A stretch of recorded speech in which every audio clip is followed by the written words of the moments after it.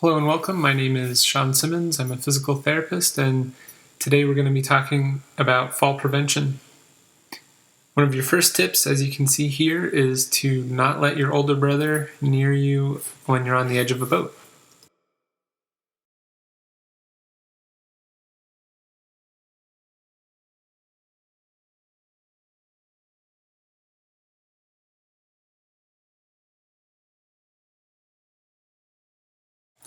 Why are we talking about falls, and how serious are they really? 30 to 40% of people living in a community 65 years and older will fall each year. 1/3 of the older adults who fall will sustain a hip fracture and are hospitalized will die within 1 year. And I think that sounds wrong and sounds like the number is way too high, but it's true. 1/3 of people that fall that have a hip fracture in this age group will die within the year. So falls account for about 80%, 87% of all fractures for people 65 years and older, and are the second leading cause of spinal cord and brain injury. Healthcare costs for falls and rehabilitation average about $70 billion a year. So this is a major issue and something that needs to be addressed. There are many components to fall risk, and these are just a couple. There are many more. But peripheral neuropathy, and this tends to come from diabetes, but can come from other things. Lack of physical activity, sedentary lifestyle, any impairment in vision. Various medications can make you dizzy and increase risk for falls. Osteoporosis increases your risk. Environmental hazards, which we'll talk about, and a number of balance dysfunctions. Fortunately, there are a large number of things that you can do to decrease your risk for falls or hopefully even prevent them altogether.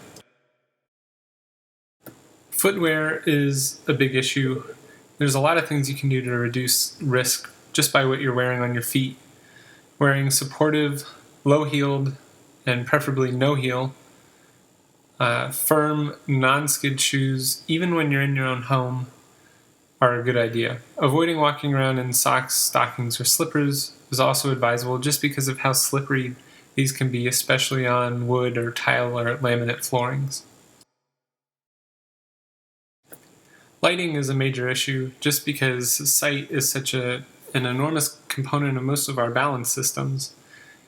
So be sure that all stairwells are well lit and that the stairs have handrails on both sides. Consider placing fluorescent tape on the edges of the top and bottom steps. This way it just lets you know that you're on the top step or the bottom step. Keep a flashlight with batteries by the bed or near the stairs or wherever you're going to need them. Add ceiling fixtures to rooms lit by lamps only, or hook up a lamp so it is activated by a switch near a room's entry point. Another slightly more expensive option would be to install voice or sound activated lamps. In general, make sure all rooms are brightly lit and place nightlights in each room. Pretty much, you don't want to be walking around in the dark, is the bottom line.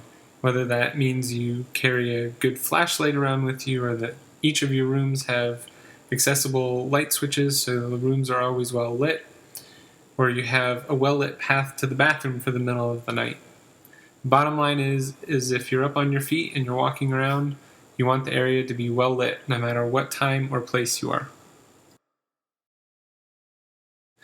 After my grandmother fell a couple years ago, this is something that we try and do and have her do even today.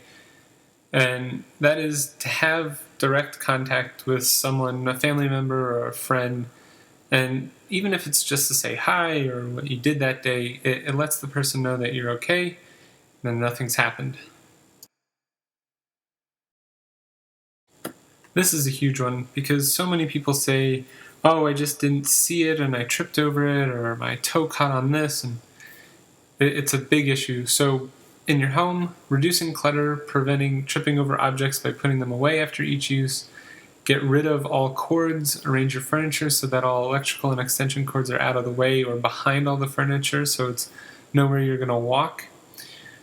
Avoiding walking on uneven surfaces, be sure to avoid broken sidewalks and areas under construction when possible, just because these areas are going to have a lot of variable heights in the surfaces and things for you to trip on. Throw rugs are an absolute tripping hazard, and if you do not wish to remove them, make sure they are securely fastened with an adhesive double-sided tape to the ground so they don't move around. And even then, I advise against them, just because having them on a different height from the rest of the floor can increase your risk over tripping on them. And I've had so many people that have tripped over them and hurt themselves pretty badly afterwards. Avoiding wet floors can be dangerous. Avoiding wet floors is a good thing because wet floors can be dangerous. It's best to wipe up the spills as soon as they happen, as well as slippery bathroom floors, bathtubs, or showers.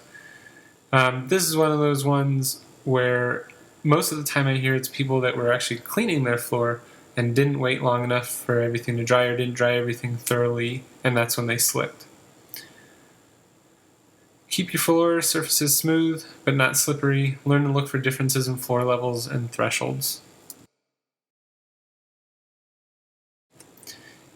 If you insist on reaching overhead or using a step stool to reach something a little bit higher, please, please, please spend the money to get a very nice and sturdy step stool. And then have something near you that you can hold on to safely, something that can steady your balance if you need it. Or, better yet, if able, use a long-handled grasper that can be used to reach objects off of high shelves or even off of the floor. Install sturdy handrails in the bathrooms and by all steps and use them. Some people even benefit from having a sturdy handrail in the hallway, just so they know that there's something there if they need it.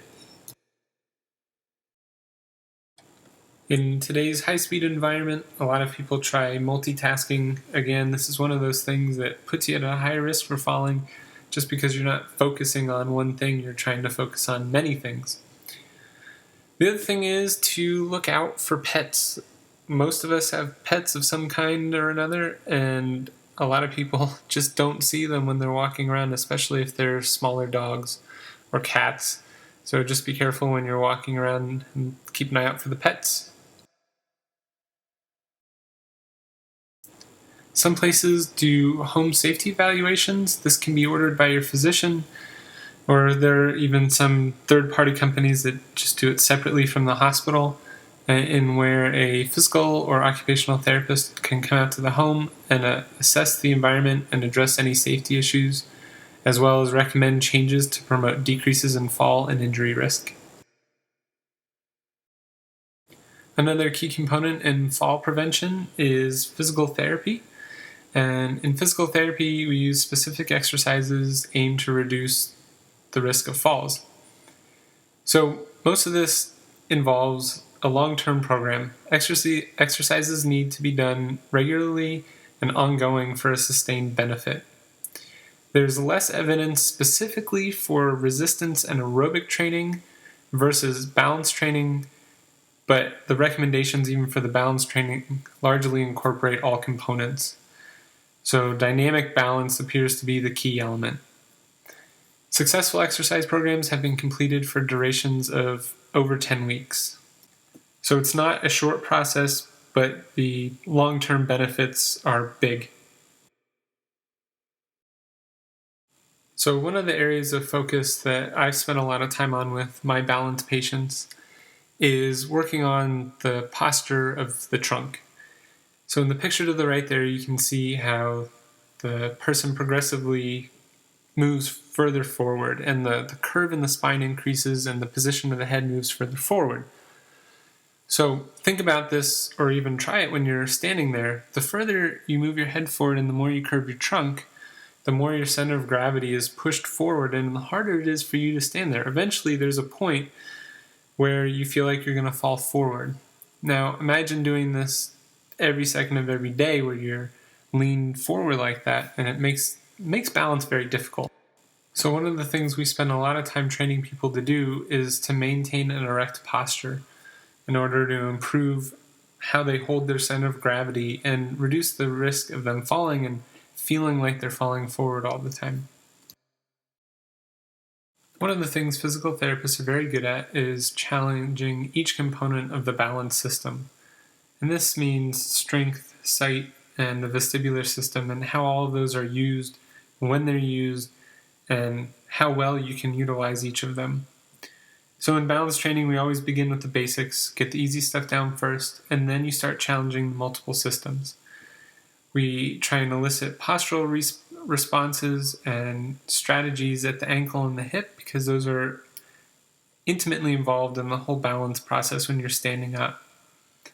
The other thing we focus on is gait training, which just means how you're walking. Sometimes it's the posture, sometimes it's the step length you're taking. There are a number of components that go into walking, as simple as that might sound, that can affect your balance in a negative or positive way. And then the last major component we do is a lot of patient education, and a lot of that is the stuff we've talked about before, about what you can do around your house and your shoe wear and that type of thing.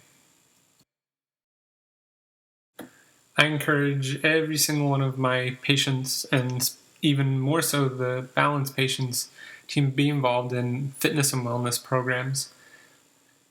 Balance is just like any other system. The more you train it, the better it gets. So being involved in things like Tai Chi and water aerobics and exercises and walking and everything else, the more opportunity you have to train your balance, to become stronger and to be healthier overall.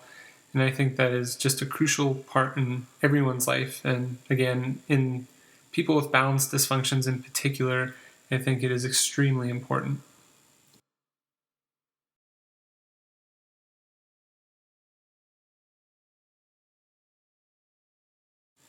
Thank you very much for joining me. I hope our brief presentation here was informative. If you've still got time and you don't mind checking out the website at thesmartlifeseries.com and liking us at our Facebook page at facebook.com/smartlifeseries. Thanks again.